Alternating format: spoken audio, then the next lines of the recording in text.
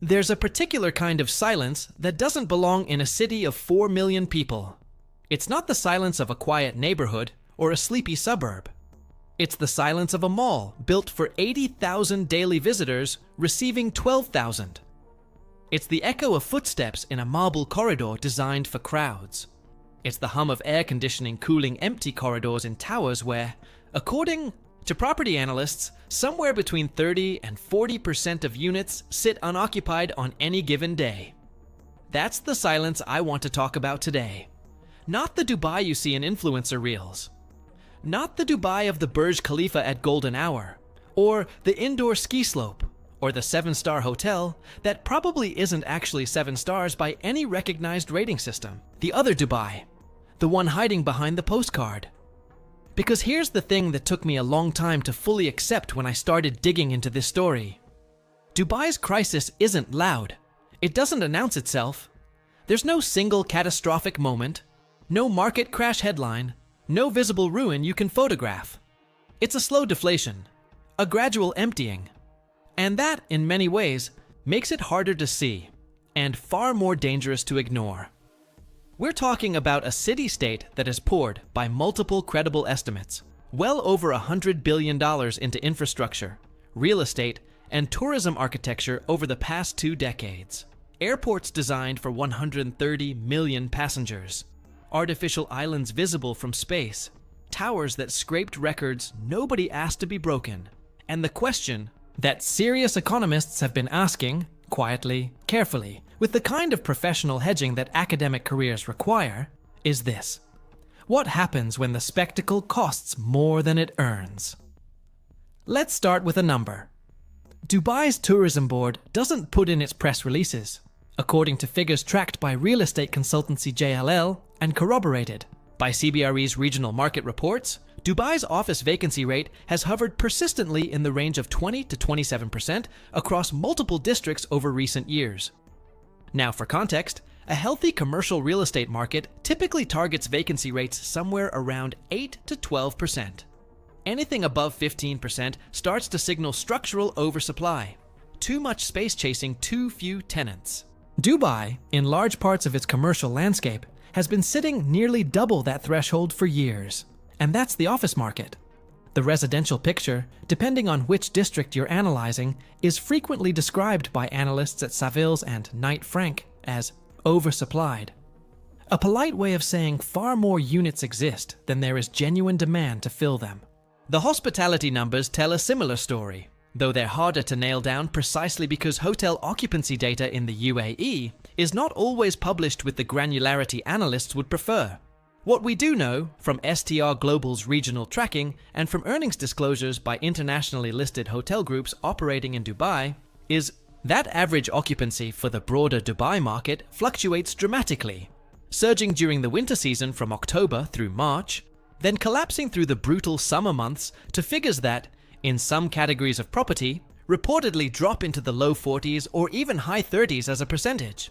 That seasonal cliff is not new, but what's significant is that the overall baseline, the average across the full year, has not climbed in proportion to the supply that keeps entering the market. New hotels open. Occupancy, averaged out, stays flat or edges lower. The denominator keeps growing. The numerator doesn't keep pace, and here's where it gets structural rather than cyclical. Dubai has, by some estimates, more hotel rooms per capita than almost any major city on Earth. When you have a tourism-driven hospitality market that is simultaneously adding capacity and struggling to sustain existing occupancy rates, you're not dealing with a temporary dip. You're dealing with a bet that demand will eventually catch up to supply. That bet has been running for 15 years. It hasn't paid off yet.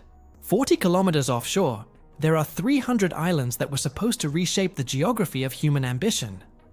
The World Islands, a development by Nakheel, the state-linked developer that needed a $21 billion government bailout in 2009, let's not skim past that, were marketed as the most audacious private island project ever conceived.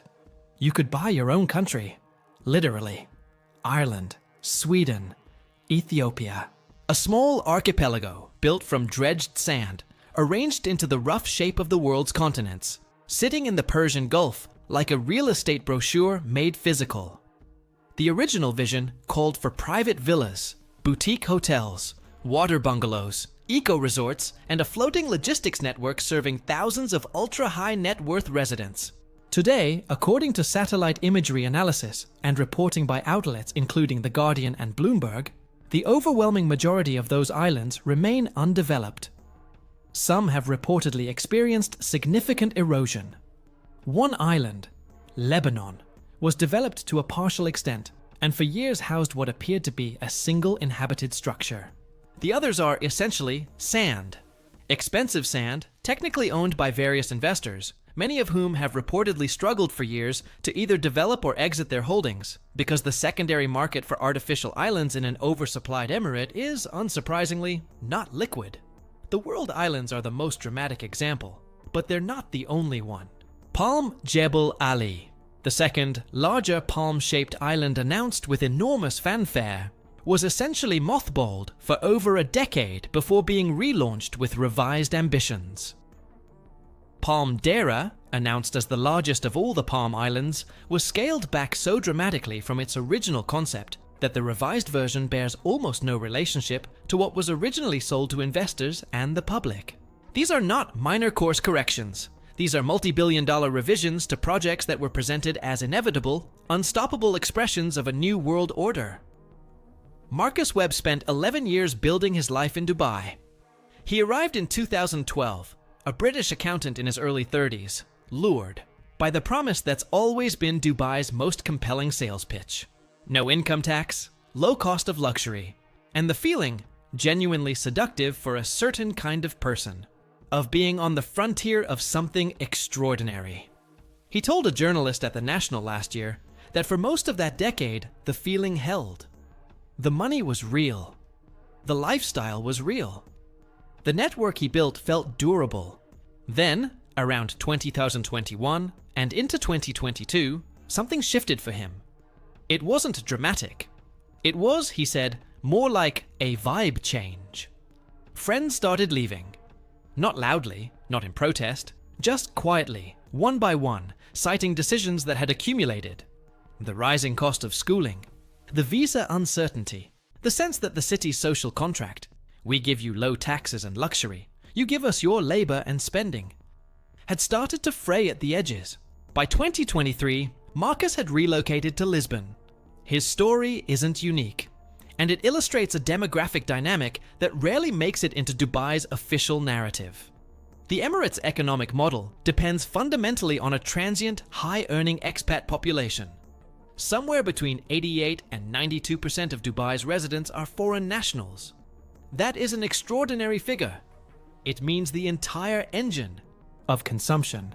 The people filling those hotel rooms and shopping malls and restaurant tables, the people paying rent in those half-empty towers, are people who came from somewhere else and who can, at any point, leave.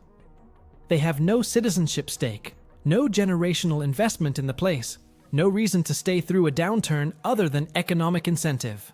When that incentive weakens, when rents rise faster than salaries, when competing destinations like Portugal, Georgia, or the UAE's own rival Abu Dhabi offer comparable benefits with more residency security, the population doesn't decline through the slow churn of demographics.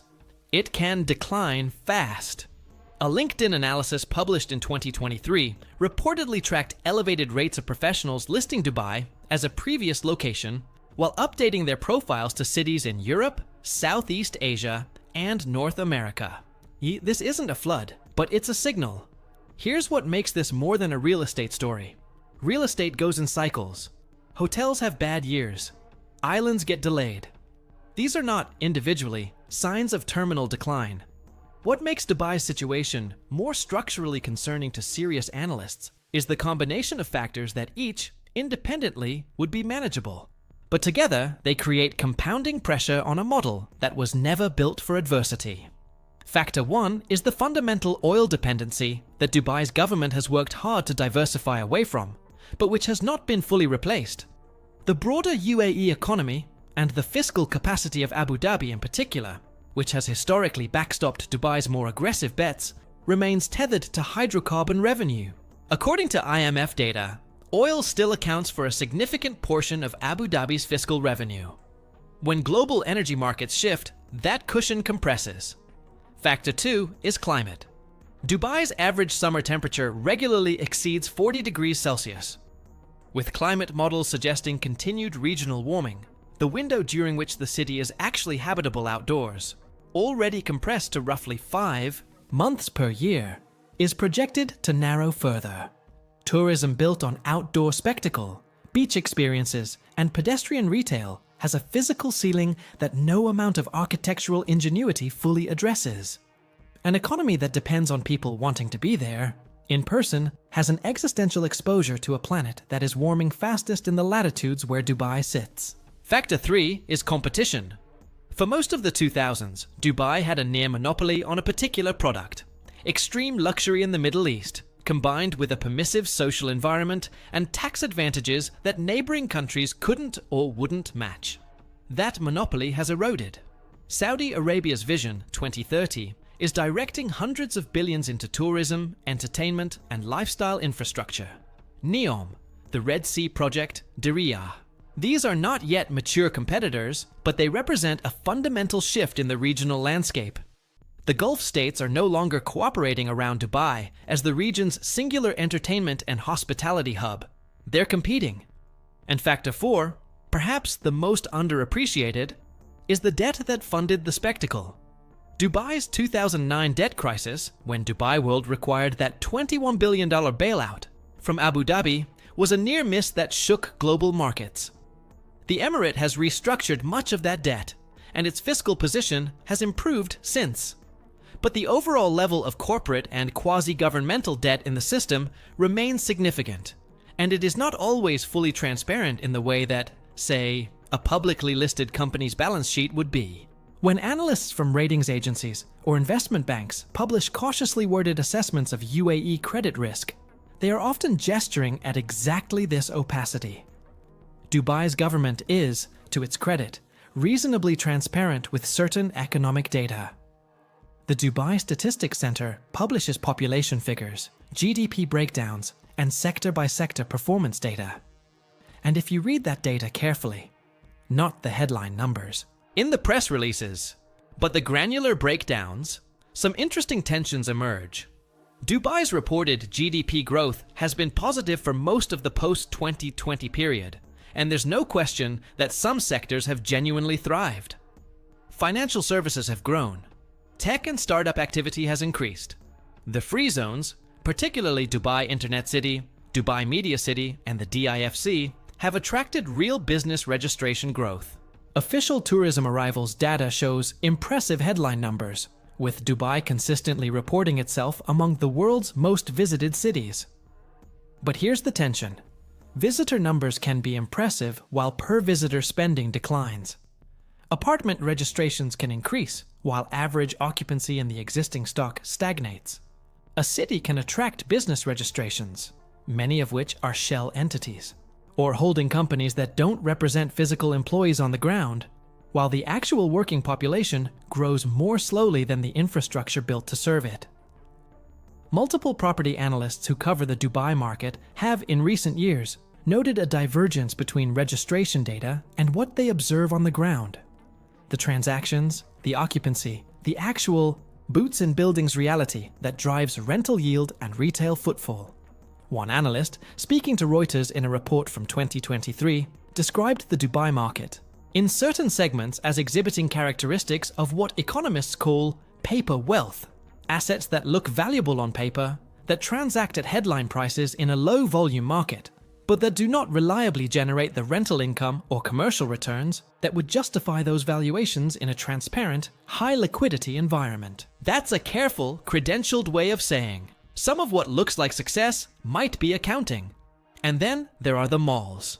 Dubai has more retail floor space per capita than almost anywhere on the planet. The Mall of the Emirates, Dubai Mall, Ibn Battuta, City Center Mirdif, Mall of Arabia. The list goes on in a way that would seem absurd if you tried to explain it. To someone from a city where retail has been contracting for years under pressure from e-commerce, Dubai doubled down on the physical retail model at the exact moment the rest of the world started questioning whether it had a future. The bet was that experience retail, entertainment, dining, attractions bolted onto shopping, could survive the digital transition. Some of that bet has paid off. The Dubai Mall is genuinely one of the most visited structures on the planet. But outside the top-tier flagship destinations, the picture is different. Analysts and journalists who have spent time walking secondary malls in districts like Deira or outer suburban centers frequently describe significant vacancy. Units shuttered. Anchor tenants gone. The particular sadness of a food court at 40% capacity in a space designed for 4 times that many people. This is the reality that the influencer economy, which is, not coincidentally, heavily invested in projecting Dubai as aspirational, has little incentive to document. There's something worth saying here about the mechanics of Dubai's image management. The emirate is, by any objective measure, extraordinarily sophisticated at narrative control.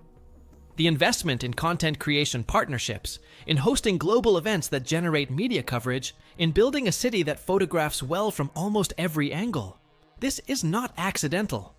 It's strategic. And it works to the extent that the gap between Dubai's global reputation and its on-the-ground reality is wider, arguably, than in almost any other major city in the world.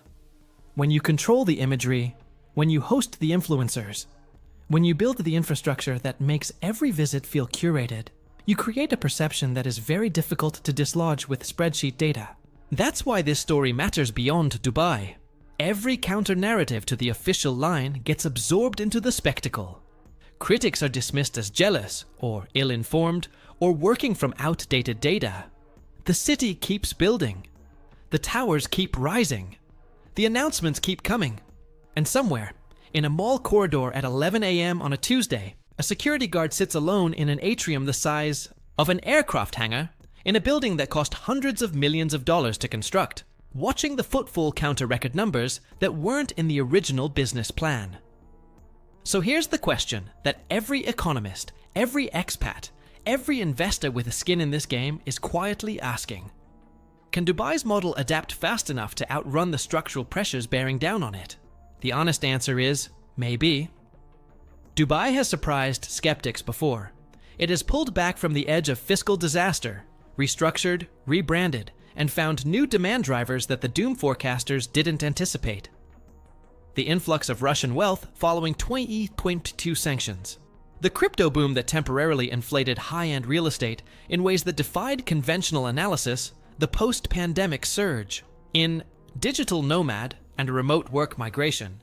These were real tailwinds that kept the numbers moving in a direction Dubai's government could point to. But tailwinds end, and the structural questions about oversupply, about climate, about expat transients, about a competitive regional landscape that no longer genuflects toward Dubai as the inevitable hub, those don't get resolved by a good couple of years.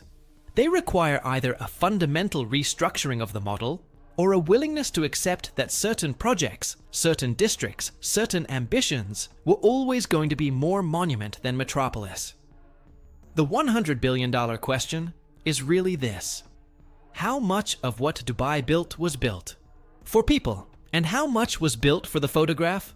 Because photographs don't pay maintenance costs. Photographs don't fill hotel rooms in August. Photographs don't generate the commercial rental yield that justifies the leverage. At some point, the city has to live in the real world, the one where square footage needs occupants, where islands need residents, where towers need tenants, and where no amount of architectural ambition substitutes for the unglamorous work of building a place that people actually want to stay. Dubai may yet do that. It has the capital, the political will, and, in some corridors of its government, the analytical sophistication to understand what the data is saying. But the first step is looking at it honestly, without the filter, without the golden hour lighting and the drone footage and the carefully curated sense that everything here is not just surviving, but thriving. Because there's a particular kind of silence in a city built for millions of visitors. And when you stop and actually listen to it, it tells you something the press releases never will. If this analysis added something to how you see this story, subscribe. We track the long-term arc on this and other cities where the gap between image and reality is worth watching closely. Hit the bell if you want to know when the follow-up drops, because this story is nowhere near finished. And if you've spent time in Dubai recently, as a resident, a tourist, or someone who left, I genuinely want to hear what you saw. Drop it in the comments. The best understanding of these places doesn't come from spreadsheets. It comes from people who were actually there.